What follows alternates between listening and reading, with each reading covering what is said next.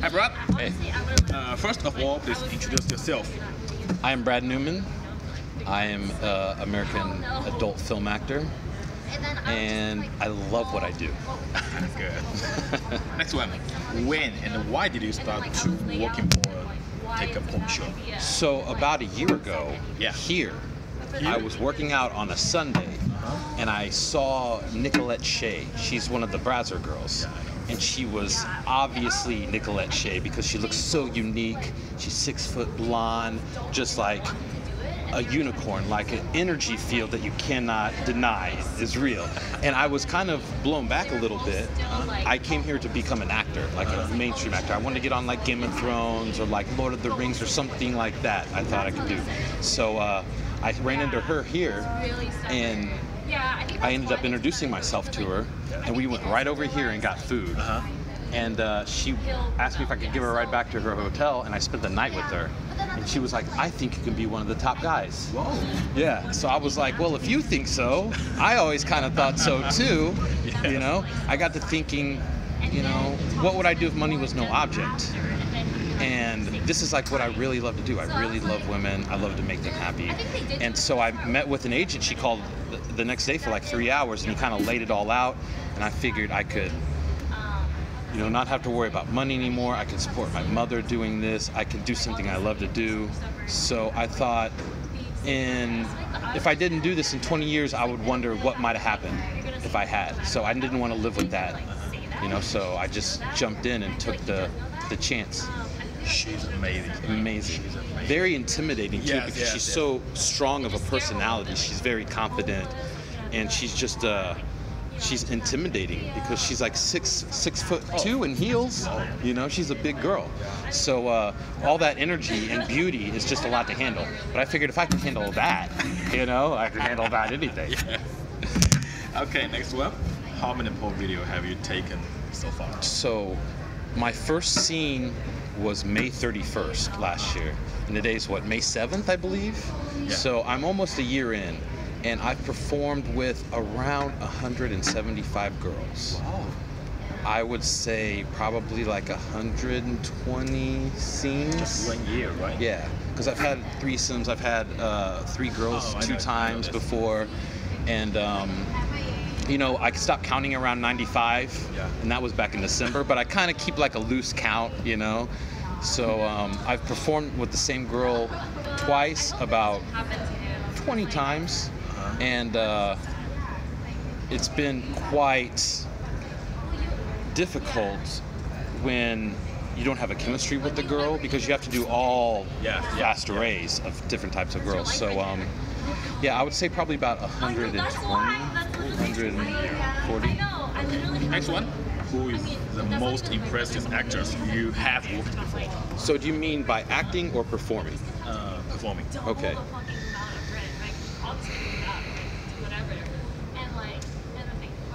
I have 2. Okay. 2. Okay. Very, very close. Nicole Aniston, who I just performed with. I know this girl. Always one of my favorite girls. I've been wanting to be with her for a very long time, and like the way her eye contact is, and like the way that she talks is like very romantic and like all-encompassing. You kind of forget that you're performing. It becomes very real. So I'd say her. And I just performed with a girl named Lexi Luna. I know this. Oh, I know this girl. Yeah. Oh man, just so attractive and good and beautiful inside and out. Yes. She's like my kind of girl. Got it. Yeah. Okay, next one. What was your mood when you first time take a shoot? I was very introspective. I feel like this first year I've kind of had to battle all my personal demons to succeed.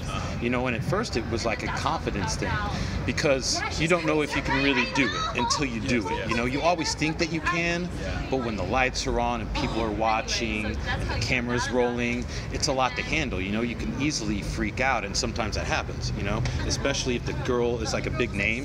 Like, it's easier for me to perform with a girl that isn't as big a name than with someone that's like a big name, because I'm like, I really got to impress her. I've got to do a good job this time, you know.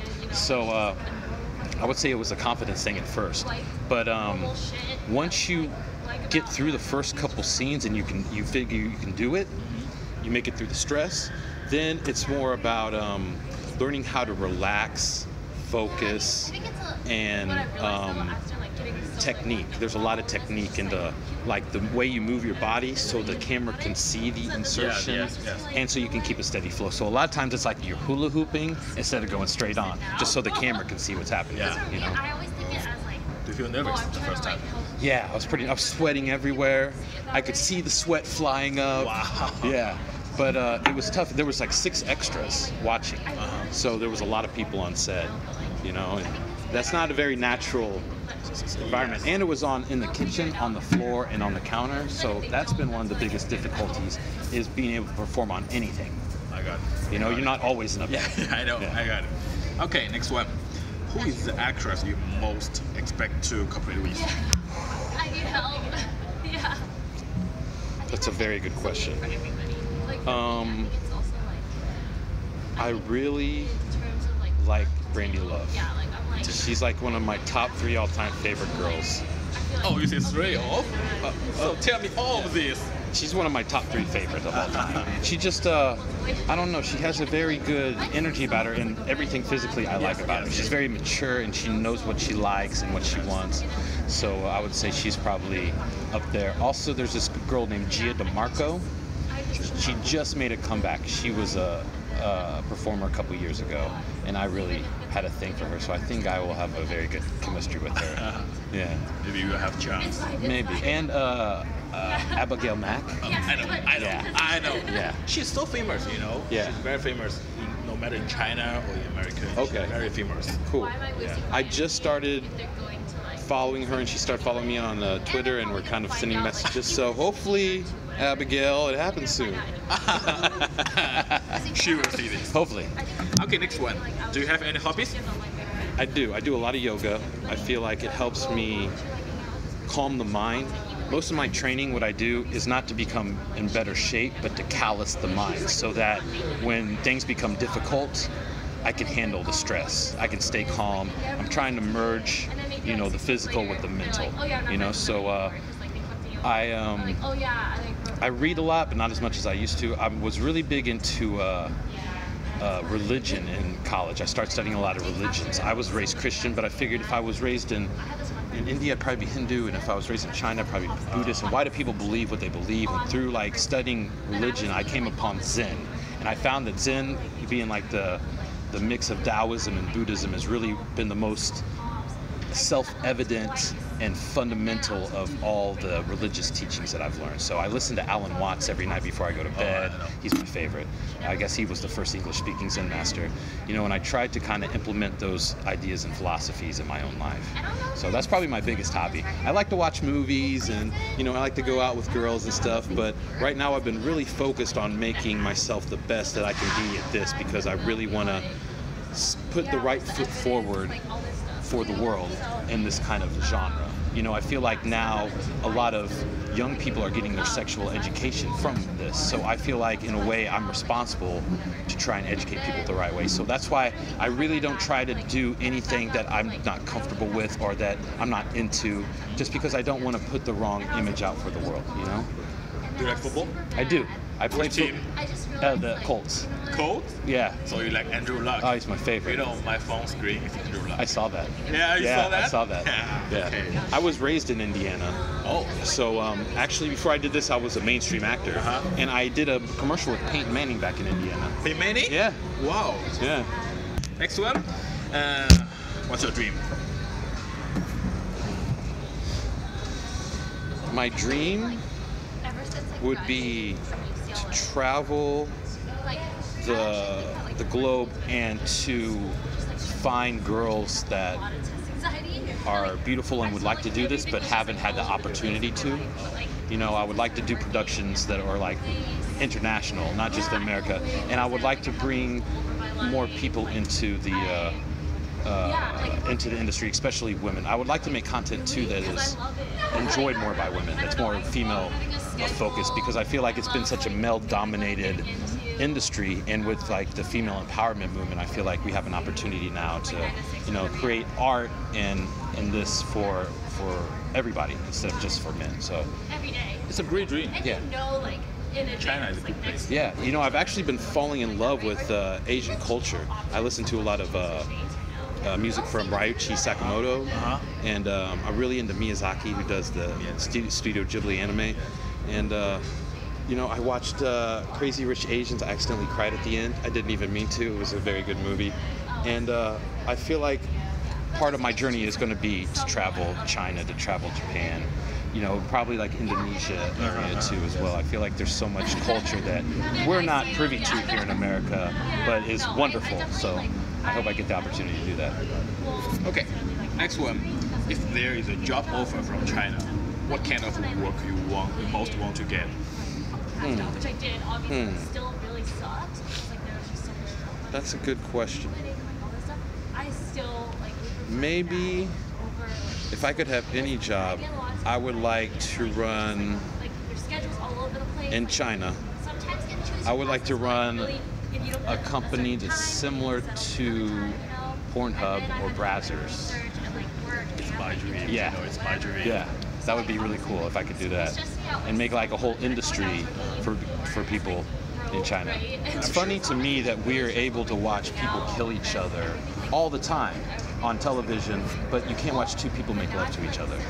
And that's where we all come from. Yes, You know, yes, everybody yes. does it. Yes. You know, so I think it's funny how that's become so taboo, especially with Christianity. Everyone looks down upon it as it's wrong and sinful, but then they go and watch movies and people kill each other and do all these heinous things, and that's okay. Yeah, yeah. You know, and I'm not one to judge, but I just think, you know, it's kind of weird how that works. Okay, can you tell us some details about the show poem? You know, the fans are very interested and curious about this. Some details? Details, yeah. Okay, so usually there's a script with dialogue, and depending on how much dialogue and how much acting there is, you could be acting from 30 minutes to 6-8 hours. Okay, and usually they do the acting first and then they shoot the performance. So I've actually liked it the better way, the opposite way around, because it's easier to get the performance out of the way first and then do the acting. Because if you're acting for 6-8 hours, by the time you get to the end of the day to perform, you're already like exhausted, you know. So once it gets time to perform, usually what you do is you do stills. So we'll go through all the positions, and it's kind of like a little bit of a rehearsal, kind of give you an outline of where to go, you know. And then usually it's 5 minutes of foreplay, 5 positions, 5 minutes each. 5 minutes each in 5 positions, so about 30 minutes is set usually. Sometimes it can be up to an hour, but it's usually between 30 minutes and an hour of actual performance. So I like to try to put enough energy into it that at some point I have to take a break and cut because I'm winded, you know, because I feel if I don't get there, then I'm not really trying, you know. And then there's usually a lot of times, for the most part, 2 cameras, someone shooting a wide, you know, on a slider, and then someone comes in with the close-ups, you know. Sometimes, well, usually the director is the cameraman as well on the close-ups. Very rarely does he have a cameraman working for him and he watches the screen, but that happens occasionally as well. And maybe half the time they have food, half the time they don't. Half the time the scene before is running over, so you end up getting started late. So you never really know exactly when to be ready, you know. So it's a lot of problem solving. You come to the set and some problem happens, like one of the lights goes out, so then you have to wait to, you know, and then they want you to be ready like that, you know. So it's a lot of being able to kind of handle the onslaught of whatever arises during that day and making it work. I find myself one of the hardest things to do is to perform on uncomfortable surfaces, you know. So sometimes the bed will be really low and you have to squat really low. So I just get on my knees now, you know. Sometimes it will be a little bit too high and you got to be on your tippy toes, and it's wet, so you're about to like slide, you know. So over the first year, I've kind of learned how to perform on about anything. And then Usually you're attracted to the girl, but another thing that's very difficult as a male performer is having to work with someone that you're not attracted to, you know? So you kind of have to kind of win the mental game and, you know, get yourself into it enough that you can perform. Yeah, so I think that's probably, you know, most of the ins and outs of this. It's a lot more normal and relaxed and chill than you would expect.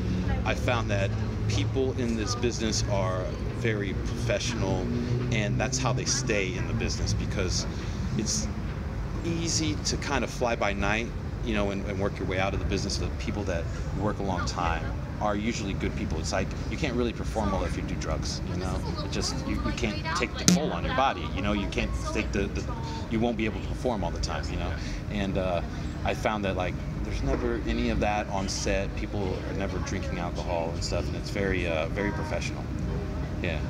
Okay. So some people tell me that if you want to be a porn star, just know anytime, anywhere, they need you hard, you should be hard. Yeah. It's so difficult. Yes. Too many people there. For me, I cannot do that. Yes. Yes, it's very difficult. So what I try to do is I try to find little triggers. You know, I try to find things like, you know, I'm really big on eye contact. So I'm very big on kissing. So I do these kind of things, you know, and it helps me kind of get ready, you know, because some guys will, like, shoot their dicks up, or they will, you know, take certain things, but I try to be as natural as possible because I want to not have problems when I get older from, you know, doing anything. So that's where really the mental preparation comes in, you know. That's why I do the yoga and stuff like that. I know why. Yeah. Okay, the last question. Can you tell us about something about the pay? One movie, how much you can earn? Usually guys make about twice as much as girls. And it really depends on who you're working for. So that's why I have an agent. I don't want to have to negotiate prices and then make a producer not like me because of the business side. So I have my agent negotiate prices, and I usually, as a new guy, make anywhere from $500 to $1,000 a scene. Some of the guys that are bigger names that have been around a long time, I think they probably make like $1,500, $2,000 upwards a scene, and then girls usually make about twice that. So I've seen girls that get paid $3,000, $4,000 on a scene for with me. So that's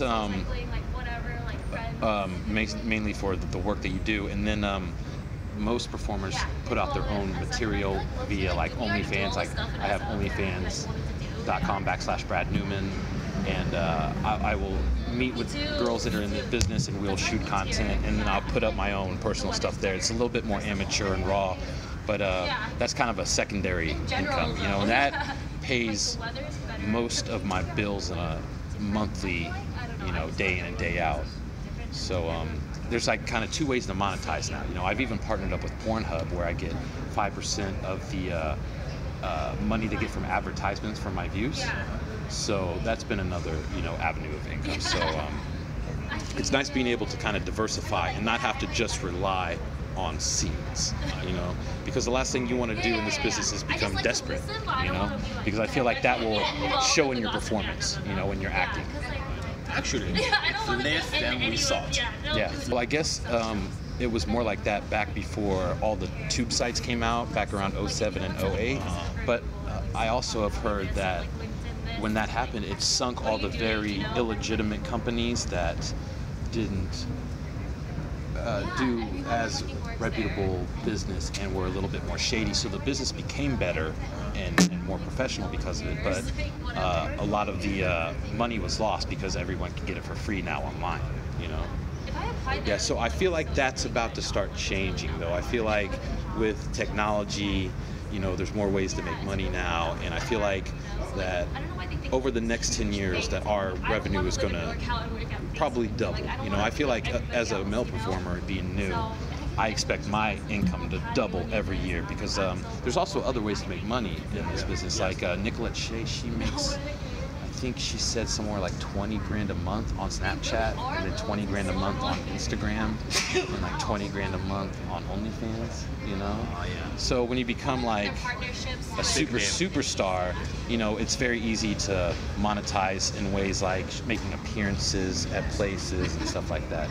You know, it's almost like the adult films have become a way for us to advertise ourselves as, you know, as people in as a business. Yeah. Okay, that's it. Thank you so much. You're welcome.